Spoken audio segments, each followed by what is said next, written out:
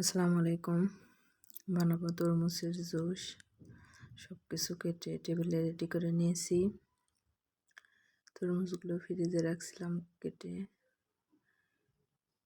এখন এই যে ব্লেন্ডারে তরমুজগুলো দিয়ে দিলাম, পরিমাণ মতো চিনি আর একটু লবণ দিয়ে ব্লেন্ডারে দিয়ে দিয়েছি। এখন ব্লেন্ড করে নেব।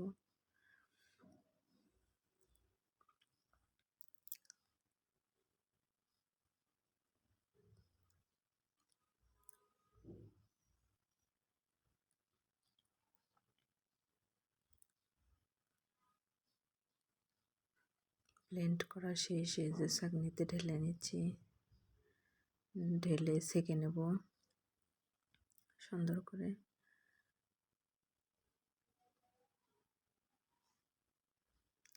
এই যে পাতিলে সেঁকে নিয়েছি।